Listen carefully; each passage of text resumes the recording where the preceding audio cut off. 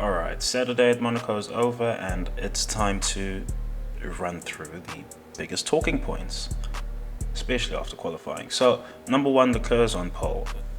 I'm pretty sure he understands, his objective for the weekend. He has to win. That's why he's been on it all weekend. That's why he's been that's why he was complaining about where the team actually put him out in regards to traffic, when they put him out in regards to tempo of the circuit and all of that. So he's been on it this weekend. He really has been on it this weekend, Charles. It looked for a second like Perez was maybe gonna snatch pole from him, or like the Red Bulls were gonna just have a performance edge on Ferrari coming out of FP3. Didn't happen. Because of course the expectation would be that Verstappen is going to be 3 odd tenths slow. Commentary team said he would be 3 tenths faster than Perez. I have that down to 2 tenths as a standard. But the expectation is that Verstappen is going to lap the car faster than Perez. It didn't happen, and we'll get to Verstappen as we go through this thing. But first talking point: Leclerc is on pole. He's definitely earned this pole. I do wonder if he could have gotten into the 110s, 1 minute 10.9 or something. I do wonder that. He's been pretty rapid. Since before Spain, really. Well, since Miami, really, Leclerc has been rapid. But particularly since Spain, and I say Ferrari have the best car after Spain. Of course, Monaco isn't the best track to be gauging that from. It's very niche.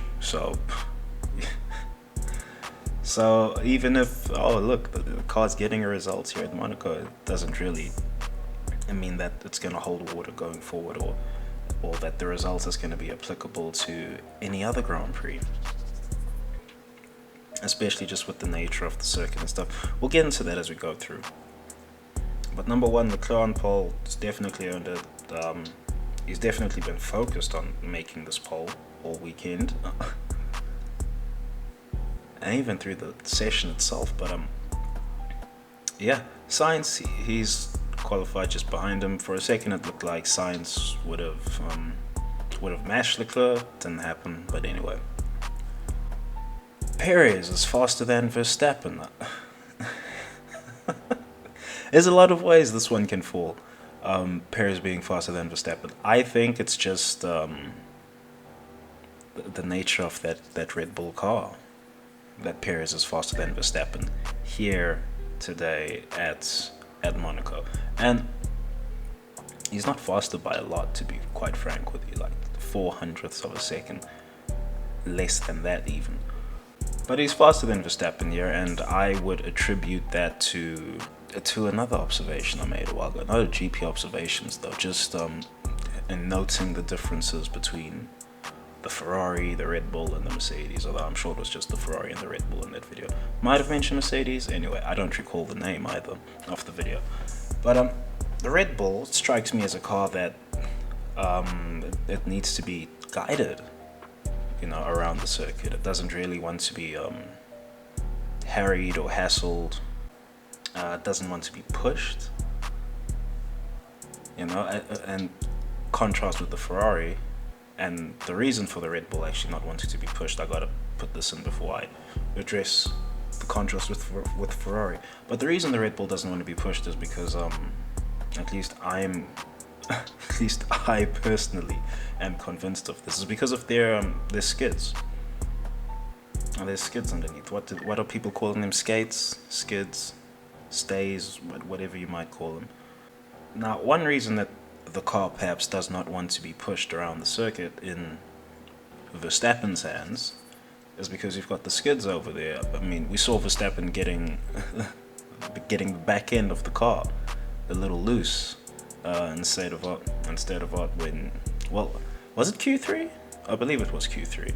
He got loose instead of, and it's safe to assume that was a feature of his qualifying that was happening, if not every lap, every second lap.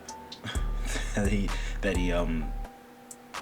turned on the afterburners, and that's where he was losing most of his time in qualifying. Verstappen, in that first sector, and you can probably all attribute it to the one corner coming out of state of the first corner.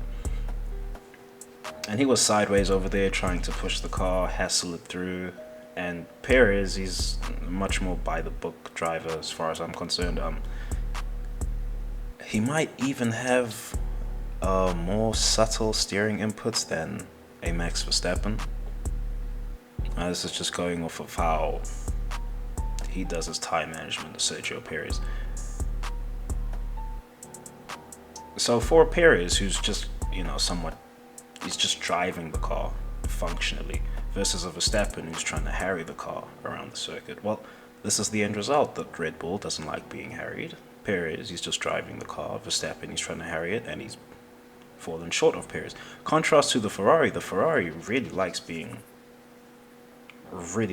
pushed around the circuit. It really does. I wish we could see the drivers' faces while they lap. I suppose there's some tech progression, some 30 or 40 years time that'll do that, and we've got transparent helmets and everything. Anyway, I would love to see Leclerc's face while he's making this Ferrari do these lap times. I really would.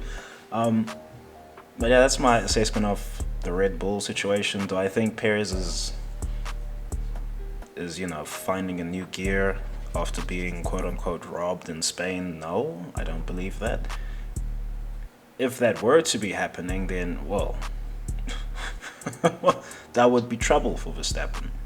That would really be trouble. It will be very interesting to see if Red Bull do a switcheroo here with their drivers during the race. That will be very interesting. I suspect they will if Verstappen doesn't get ahead of Perez on the start or something. I do suspect that they'll do that. But yeah, that's ifs, buts, maybes right now. I do think it would be funny if Perez had found another gear after being robbed, though, and and he was now going to legitimately challenge for the championship. But anyway, next talking point, Ricciardo's grossly underwhelming. He's been grossly underwhelming.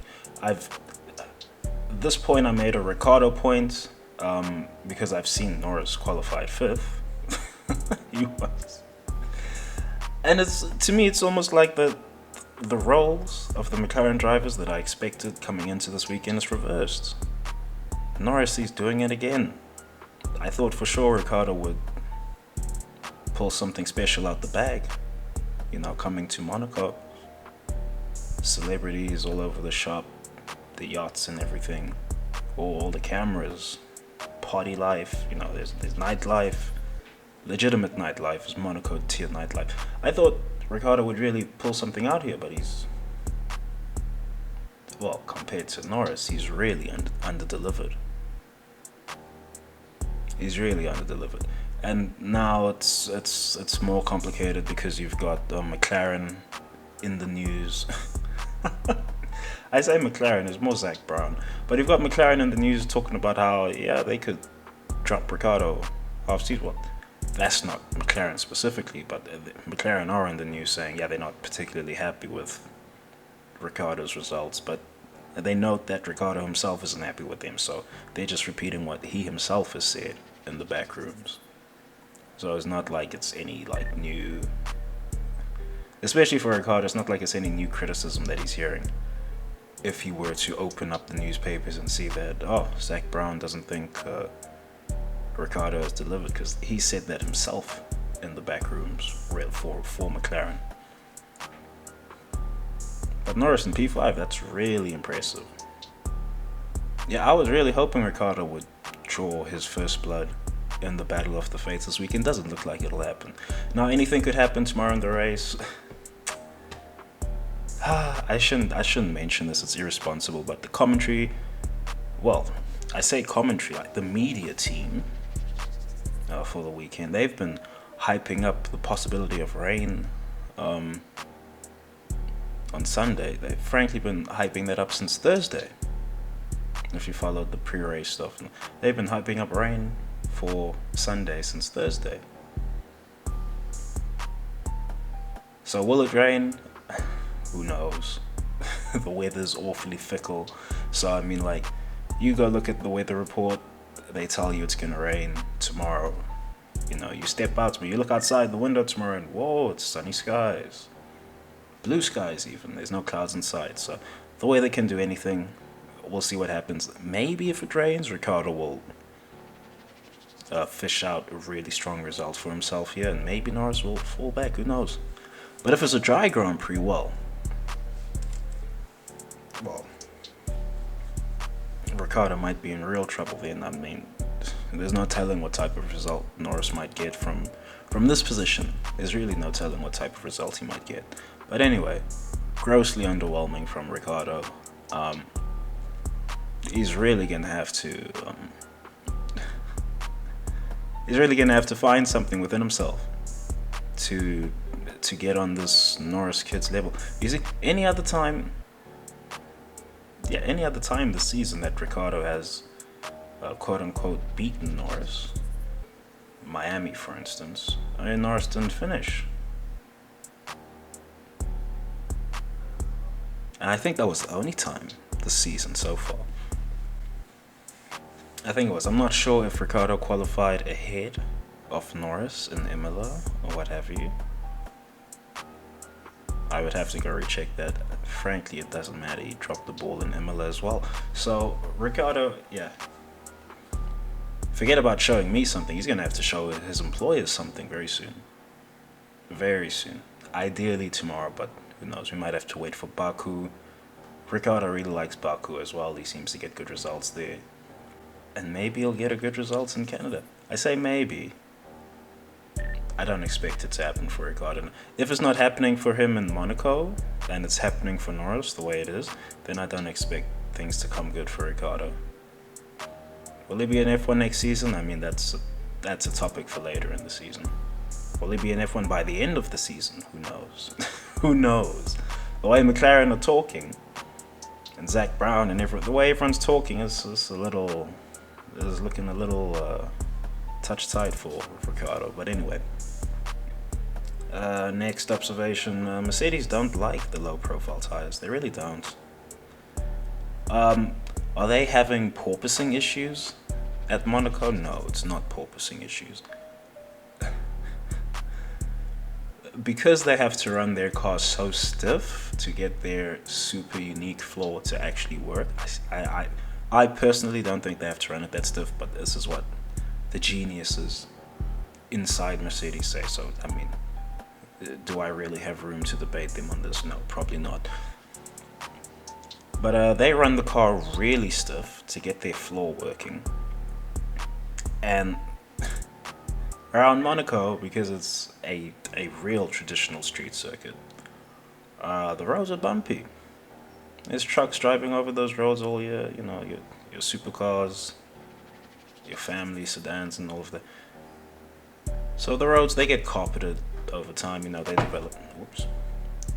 develop bumps, and Mercedes really don't like it.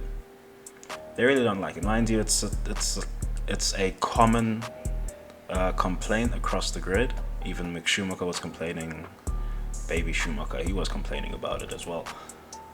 So what's different about the low-profile tires that Mercedes are not liking at Monaco? Well, because they're low-profile tires, there's less tire wall for the car to actually lean on. I mean, if you were to look at old race, well, not that old, I suppose, but if you were to look at footage from, I don't know, Turkish Grand Prix, go look at Turkish qualifying in dry weather, can't be in wet weather. Go look at how qualifying looks in Turkey, turn 8, specifically turn 8. Watch the tires. Well, if you can, no, all the previous races have been wet there, right? So if you can, you'd have to go back in time, I suppose, like a 2013 race or something. But if you can get footage of Turkey Grand Prix, or find somewhere, qualifying or something, right? Watch the tires going into turn 8 and going through turn 8. Watch the tires, especially the front tires, watch them. And you'll actually see them deform as the car pushes itself through the corner. you'll actually see the tires deform. They sag to the corner's turning left, so the tires sag to the right. And it was smaller wheel rims back in the day, so they would actually be folding over the 13-inch wheel rim. It's really quite a sight. It really is. And that they don't have that anymore. You see all that travel in the tires that is very apparent in footage like Turkey Turn 8, Istanbul Turn 8. They don't have that anymore. Most of the suspension movement for these cars was located in the tires, the carcass of the tire. I don't know if people do animation, if anyone has done animation in here, or studied animation or what have you. You know, squash and stretch, that's what the old tires do. They were able to squash and stretch and accommodate all these various energies being put into the car. And the air would eat up the bumps and sundry. They don't have that anymore. And Mercedes, they really don't like it because of how stiff they have to run their car. So their drivers have had issues with that this weekend. They're not saying it's porpoising specifically. They are very specifically saying that it's not porpoising. And yeah, we'll be looking out for this, I suppose. That Mercedes also won't like Baku. But Baku will just be a real test of their porpoising fix, especially at the end of that super long straight. It'll really just be a fix of a test of their porpoising fix. Yeah, and it's down the highway as well in Baku, so it's gonna be bumpy. But yes, Mercedes don't like the low profile tires. Mercedes specifically don't like the low profile tires. I think a lot of drivers in general are just getting buffeted around the circuit, hitting bumps. So Mick Schumacher, he was complaining about the ride of the car. I mean, they had him commentate over one of his dad's qualifying lap. Which qualifying lap was that? When Schumacher qualified on pole? I forget.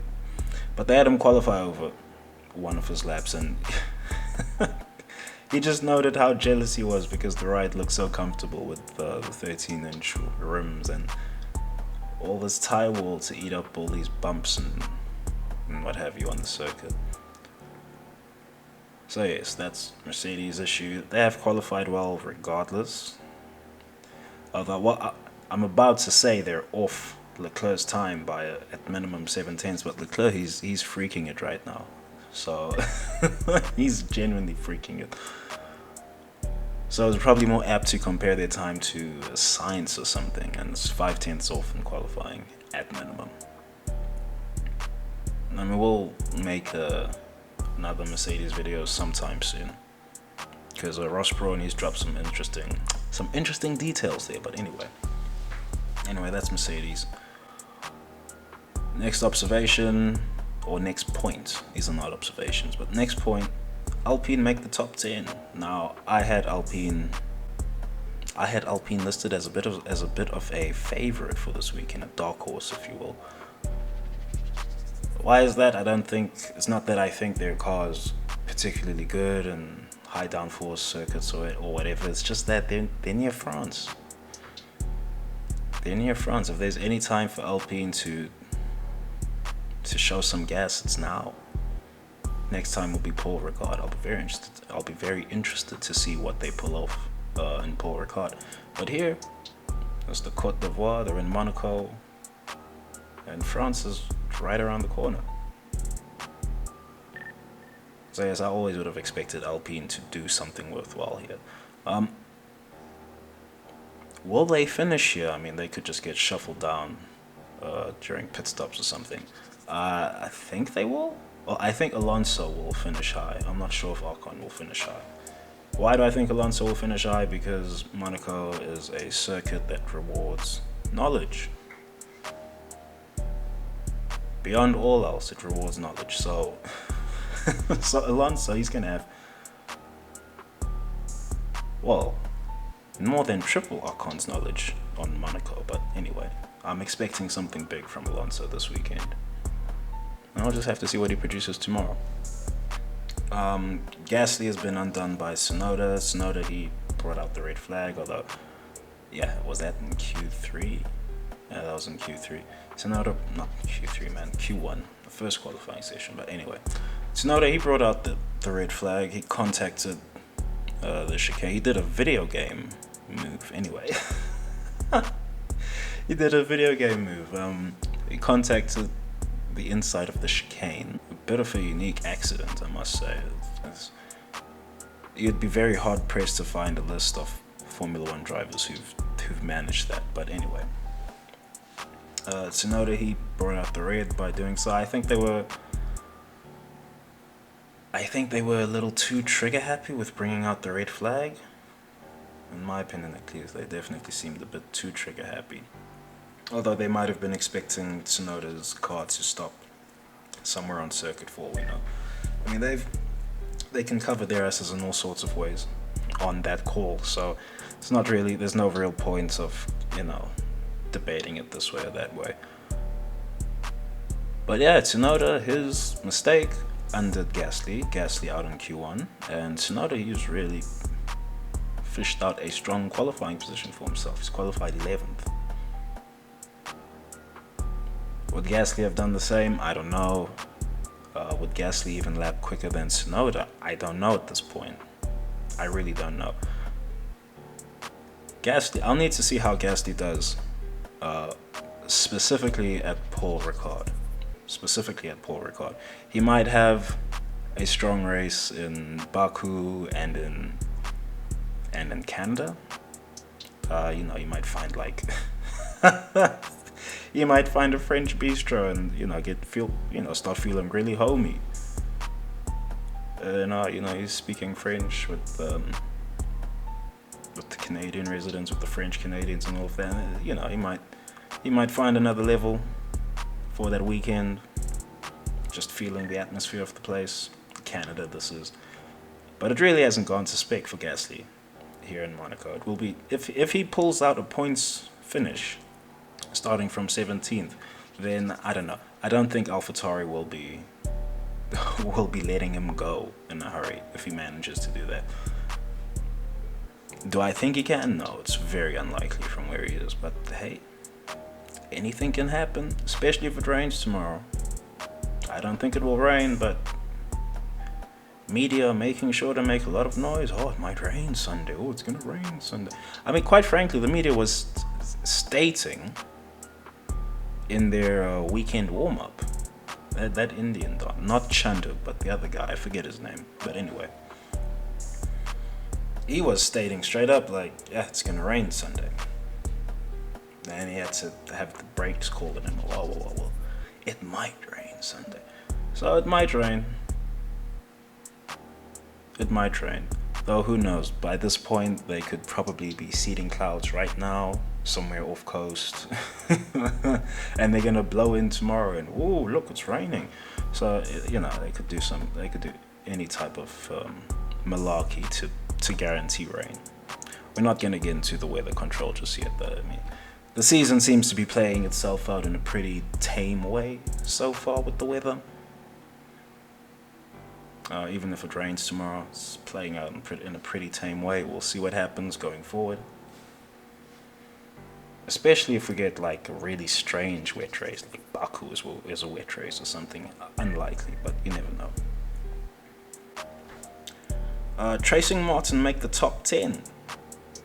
I still have a lot of question marks about this Tracing Martin thing. I still have to make another video about Tracing Martin, questioning their ambitions.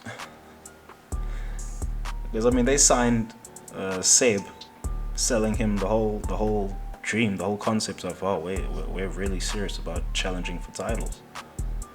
Well, you can't be that serious if you don't have ideas of your own on how to go fast. You're doing a trace job or what have you. But anyway, Seb, he's pulled out a pretty handy qualifying result here for himself, qualifying 9th.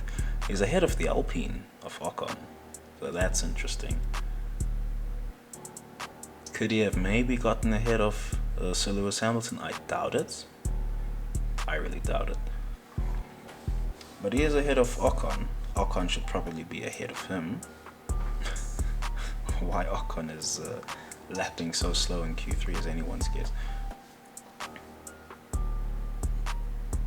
But yeah, Aston Martin, they've made the top 10. I'm not going to put a lot of stock into their result coming out of Monaco, or even this qualifying result here. This is a good result for Vettel. Aston Martin themselves is still up in the air in regards to them. I forwarded that sandbagging narrative that they might be doing. They might be sandbagging, might be, but you can really only gauge that most likely when we get back to Silverstone. Or I say get back, when we get back to, no, well, not when we get back, when we just go to Silverstone, right, when the British Grand Prix weekend is happening. Then it will probably be a good time to evaluate this Aston Martin car, and as well, they'll probably have upgrades for the British Grand Prix. But anyway, everyone should probably have upgrades for the British Grand Prix. But yeah, I'm not putting a lot of stock into Aston Martin's results here. I'm not even sure if I should put a lot of stock into their Baku results. I mean, Vettel might do a madness there as well, or Stroll might do a madness. He's been on the podium. He's been on the podium in worse cars at Baku, but anyway, in a worse car, he only made podium once, but he's been on the podium in a much worse car in Baku. So anything could happen to Stroll in Baku. Vettel, depleted or not, there's still a driver there. So Aston Martin make the top 10. I will be keeping a watching brief on them over the next few Grand Prix. Will their car actually prove to be good or not? Who knows? And the last talking points, well, of this Saturday is Bottas doesn't make it to Q3. No, it's not a major talking point. I expected Alpha to be a little weaker here, or to just not even be good, quite frankly, around Monaco. I did expect that. Guan Yu Zhou, he didn't have any session stopping problems. He's at the bottom of the field. He's qualified last. We can attribute that to him just being a rookie. And he is the only rookie on the grid. So this was always going to be a difficult qualifying session for Zhou. That's just the way it is.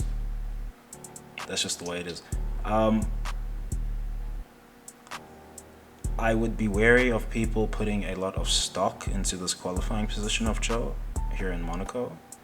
I would be wary of them. I would actually consider that irresponsible to do that. I mean, it's the rookie, trying to figure out Monaco, and he's the only rookie on the grid this season. So sure, he can ask a lot of people for advice, right? He can ask 19 other drivers for advice, but then he has to apply that advice. And as a rookie, you're probably not going to really have the tools to do so unless you're something preternatural, unless you're something just truly preternatural, like a rookie Sir Lewis Hamilton, who also, by the way, couldn't match up to Alonso's track knowledge around Monaco. But anyway. So Bottas, he didn't make Q3.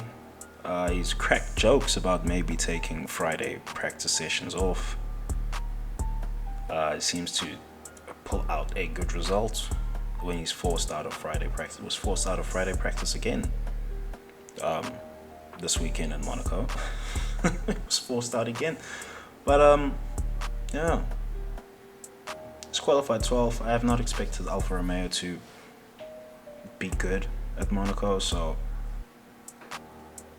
does this mean the Mercedes versus Bottas narrative is over for the season? Well, absolutely not. Absolutely not. I expect him to be right next to the Mercedes duo next race in Baku. Or if the race, gives us a really wild take, then he'll be right next to them, at some point in the Grand Prix. But anyway, there's not really anything else worth talking about. There's some driver rumors, I suppose. Red Bull may be interested in Lando Norris, and Mick Schumacher may be going to Aston Martin to replace Vettel. Is anything gonna happen? I don't know. I wouldn't put a lot of stock into those specific rumors. But we'll see what else comes out this weekend. We'll have to see what else comes out this weekend. Otherwise, it's Grand Prix tomorrow. Should be an interesting Grand Prix. And especially the top four especially should be very interesting. The Tifosi going into this Monaco Grand Prix, this probably should have been mentioned earlier, but the Tifosi are expecting a strong result from Carlos Sainz. They really are. Because they've made I shouldn't say they, it's like some Ferrari fan account on Twitter, I suppose. They made a post noting that Sainz generally has really good form in Monaco. He's got all of his seasons that he's raced in Monaco, he's finished in the points. Yes, also with Toro Rosso, but so they're expecting a strong result from him. So him qualifying second, and he's ahead of the Red Bull pair as a pair, right? That's very good signs for him. Really good signs. Now we just got to see what happens Sunday. Likewise with a lot of brewing narratives over the grid. We just really got to see what happens Sunday. Anyway, that's the vid. Peace.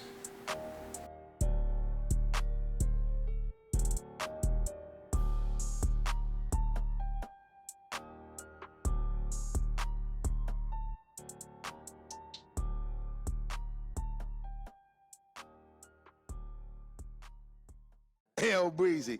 Let me show you how to keep the dice rolling when you're doing that thing over there, homie. Hey, let's go! Cause I'm feeling like I'm running and I'm feeling like I gotta get away. Better know that I don't and I won't ever stop. Cause you know I gotta win every day. Go! See, you really wanna pop me. Go! Just know that you will never flop me. And I know that I gotta be a little cocky. Go! You ain't never gonna stop me. Every time I come a nigga gotta set it, then I gotta go and then I gotta get it, then I gotta blow and then I gotta shut it. Any little thing a nigga think that he be doing, cause it doesn't matter, cause I'm gonna dead it. Then I'm gonna murder everything and anything about it. Boom, about a bing. I gotta do a lot of things to make it clearer to a couple niggas that I always win and then I gotta get it again and again and again. And I be doing it to death and now I move a little foul. Nigga better call a rap and everybody know my style. Niggas know that I'm the best when it comes to doing this and I be banging on my chest and I'm banging in the east and I'm banging in the west and I can't give you more and I will never give you less. You will hear it in the street and you can read it in the press. Do you really wanna know what's next? Let's go. See the way we on it and we all up in the race and you know we gotta go now try to keep up with the pace and we struggling and hustling and set it and get it and we always gotta do it, take it to another place, gotta taste it and I gotta grab it and I gotta cut all through this traffic just